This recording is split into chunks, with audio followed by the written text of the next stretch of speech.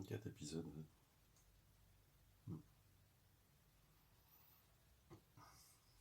Salut tout le monde.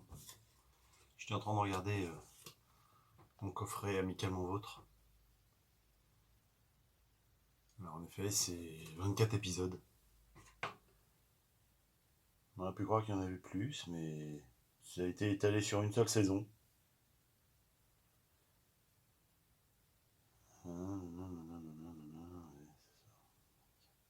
ça date de... C'est arrivé en France en 72 sur la chaîne RTF avec Roger Moore et Tony Curtis. Ça c'est carrément légendaire quoi. Il y avait des bruits comme quoi ils s'entendaient pas trop, machin. C'est pour ça qu'il n'y a pas eu de saison 2, puisque Roger Moore a dit faire une saison 2 avec Tony Curtis, hors de question, machin. Bon, c'est pas prouvé, puisque chacun de leur côté ont dit qu'ils s'entendaient très bien, au contraire, et puis bon, ça s'est pas fait.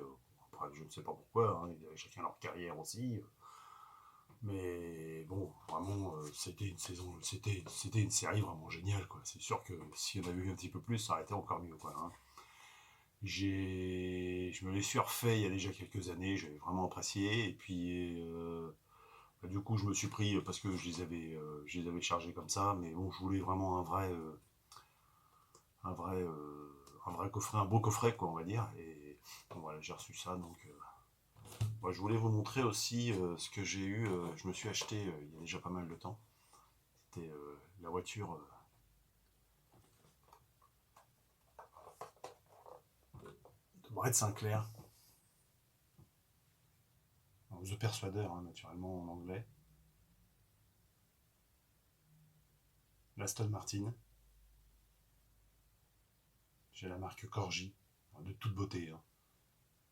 Bon, il y a le personnage de Brett Sinclair qui n'est pas à la bonne dimension. Ouais, bon, c'est surtout pour la voiture, quoi. Hein. J'espère que ça fait pas trop de reflets.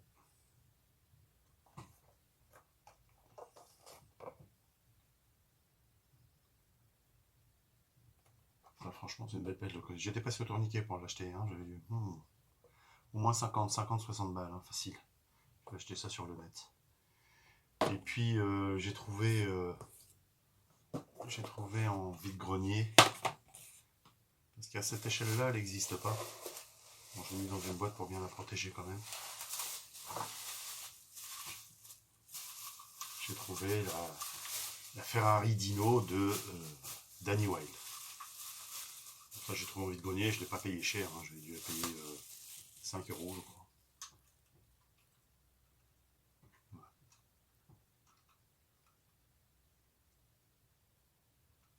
Voilà, juste magnifique.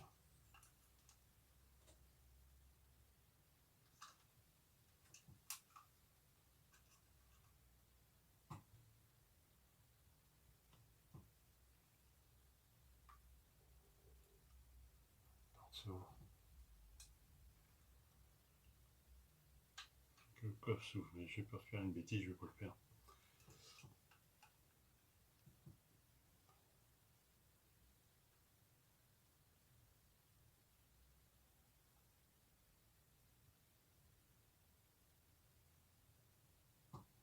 Plutôt chouette.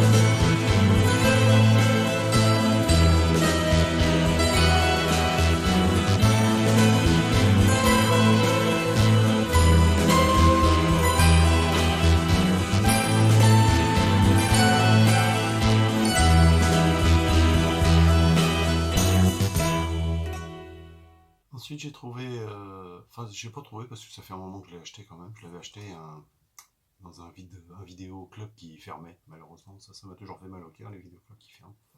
Pour moi, c'est des bons souvenirs, tout ça, parce que j'en ai loué un maximum de VHS à l'époque quand j'étais jeune. Là, c'était quand même génial ce truc avec les magnétoscopes. Là, c'était tout nouveau. Pouvoir regarder un film quand tu pouvais, à n'importe quelle heure du jour ou de la nuit. Avant, on n'avait pas cette chance-là, hein. Avant, c'était la télé, il fallait regarder des films à 20h30 et puis voilà, point. C'était ça ou rien du tout. Et est arrivé le magnétoscope et là, à partir de là, on pouvait. Il y a eu ce sentiment un peu de liberté de pouvoir regarder des films quand on voulait, quoi. Ça, c'était vraiment génial. Et quand j'étais môme, j'ai eu la chance de travailler, enfin, faire des stages dans un vidéoclub d'un type de Dieppe qui avait un vidéoclub, un type très très très bien d'ailleurs, qui était bien ce monsieur-là, et qui avait ouvert le premier vidéoclub à Dieppe. Et en fait, en fin de journée, j'avais toujours le droit, il me laissait le droit de prendre un ou deux films pour la soirée, et quand je revenais le lendemain, je les ramenais, quoi, hein. Alors, je récupérais toujours les films que les gens n'avaient pas pris dans la journée, mais bon, je me couchais à des heures pas possibles tous les soirs. Bon, bref. Et j'avais découvert à l'époque ce film-là. Ça s'appelle Le Clan de la Caverne des Ours.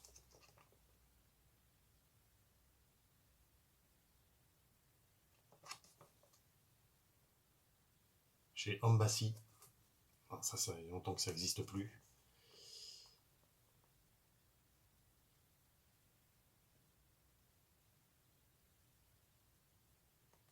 C'est avec Daryl Hannah.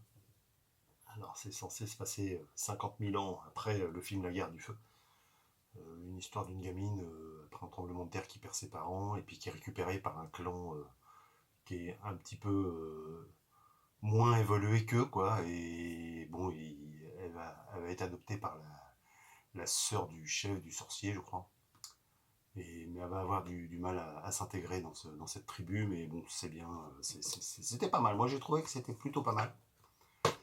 Alors, d'après ce que j'en sais, c'est plutôt un film rare à trouver en VHS.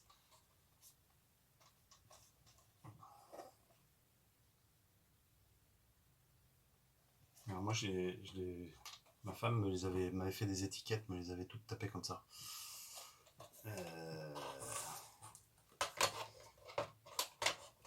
Il semblerait que c'est plutôt rare à trouver. Moi, je l'avais récupéré. Je vous dis, à l'époque, le mec, il avait fait des grands bacs avec plein de cassettes à l'intérieur et il les vendait. Bon, c'était encore en francs à l'époque, je sais plus. Mais une poignée de cerises, quoi. Et j'ai récupéré pas mal de films comme ça, des bons trucs, hein, d'ailleurs. Et dont ce film-là. Je vous mettrai une petite partie de la bande-annonce, je ne vais pas tout vous mettre, ça va être trop long. Mais c'était pas mal. Si vous pouvez le voir, je vous conseille, regardez-le. C'est un film plutôt sympa. C'est un film qui ne passe plus à la télé. Je ne sais même pas s'il est passé déjà à la télé une fois. C'était, je vous dis, au début de la carrière de Daryl Hannah. Il est très chouette là-dedans d'ailleurs. Et voilà, si vous pouvez déjà voir quelques extraits très certainement sur le net. Et puis si vous la trouvez, prenez-la parce que je vous dis, bon, c'est pas pour faire de l'argent, c'est pas le truc, mais c'est.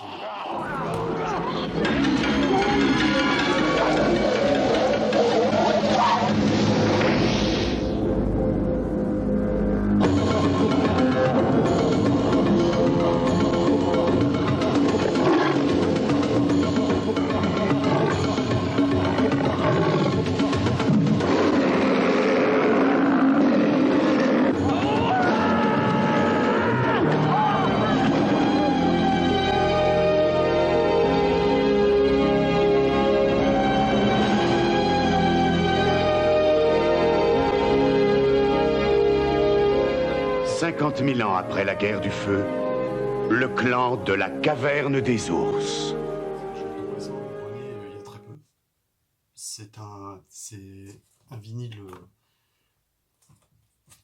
de Phantom of the Paradise. Attendez, je vais retirer la protection parce que ça fait pas mal de reflets. Le en noir, ça va en faire aussi. C'est un film de Brian De Palma, de 1974. Donc on va dire plutôt au début de sa carrière. Alors je vais pas trop vous en parler parce que je connais pas, je l'ai jamais vu. Pourtant j'ai vu pas mal de films de Palma, mais bon celui-ci je l'ai pas vu. De Palma c'est le type qui a fait Intouchable, Blowout, des trucs comme ça, il a fait des bons trucs.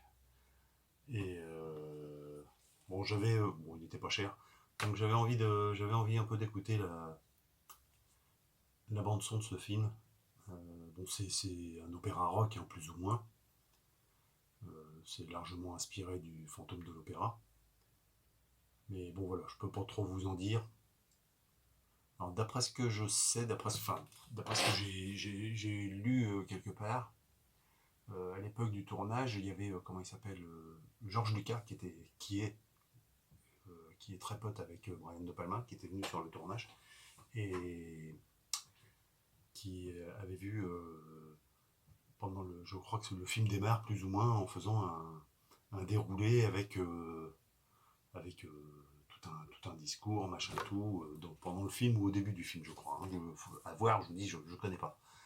Et Lucas en serait plutôt inspiré pour démarrer son film bien connu de Star Wars. Hein, vous vous rappelez le bandeau au début, dans une galaxie lointaine, machin, tout ça. Bon, bah, il se serait inspiré de ce qu'il avait fait 4 ans avant, 4 ans ou 5 ans, Star Wars, je sais plus, 78, 79, je ne me rappelle plus, 77, je sais plus. Enfin bref, quelques années avant. Il se serait inspiré de ce qu'avait fait Brian De Palma pour faire la même chose. In 1919, the first great horror classic, Caligari, then Frankenstein, Dracula, King Kong, and now, the most highly acclaimed horror fantasy of our time, Phantom of the Paradise. They destroyed his face, his voice, and the woman he loved, and he wanted it back. He terrified a city, and no natural force could stop him.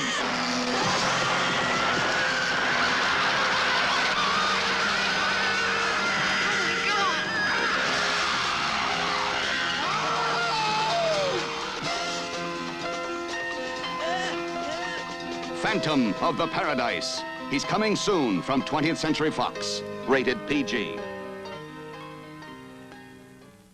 J'espère que ma vidéo vous a plu. On se retrouve bientôt. J'espère que vous avez à peu près bien le format. Je peux vous montrer pas mal de choses dans ce style-là. À bientôt. Faites attention à vous. Au revoir.